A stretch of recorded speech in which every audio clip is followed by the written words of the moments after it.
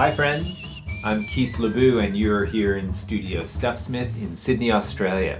Probably my favorite little hideaway. Getting attached, Rivets Revealed. You are very close to learning the coolest single metal technique I can imagine. I've been teaching this for a long time and I love to watch people's faces as they learn to rivet. Your glue's going to hate you for this, so hide it right now, okay? Get it out of the way so it can't hear what you're about to hear. Rivets are my favorite cold connection. A cold connection is any way to attach materials not involving heat or soldering or soldering, however you pronounce it. So a cold connection is a mechanical way to put materials together. And in the metalsmithing world, that's a metal connection. But there are non-metal rivets as well. And we'll be able to explore so many of these things.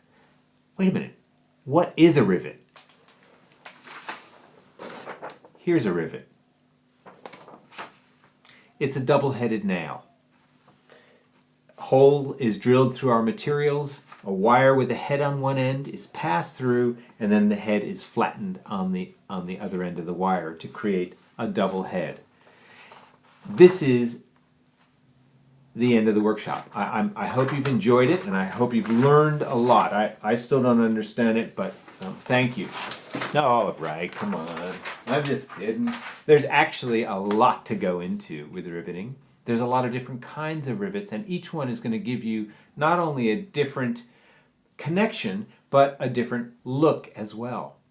Rivets will play a beautiful visual part of the artwork you make. This is why riveting is addictive and enjoyable to do, because you're creating something that is physically strong, which makes your glue less of a crutch, and it will also create a point of visual beauty in your piece, and you can make it a very prominent featured design in your piece, and I'll show you some examples of that later.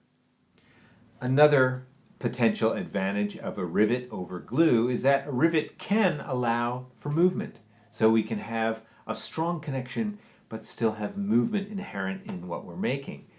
Can't do that with glue unless the movement involves taking it apart. These rivets have been with us for a long time. There have been examples from 5,000 years ago that have been found in archaeological digs. So it is a technique that has survived through the ages and is still used today in building aircraft and cranes and bridges, constantly used. We are not, however, building an aircraft as such in this workshop. That I might save for the next one. But for now, rivets are what we're doing. Once we learn the riveting techniques, you'll be able to bring it either up in size or way down tiny in size. I'll be able to demonstrate an extremely minuscule rivet that would really be hard to notice unless you were shown it on your artwork. This can come in handy when you're trying to get something attached and have a minimal visual thumbprint of the attachment itself. We can do very quiet rivets or very loud and bold riveting. And finally, we'll wrap up with found rivets. How to go out there in the world and find rivets that are halfway done, waiting for you.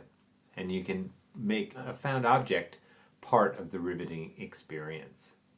Similarly, although we'll be learning to rivet two pieces of metal together, we'll be able to rivet any number of materials together, from wood to ceramic and glass even. All sorts of materials, paper, fabric, the list goes on and on. There are very few things that you can't rivet together with one style of rivet or another. So it's a really versatile thing to learn how to do. And there's a taste of what's ahead in getting attached.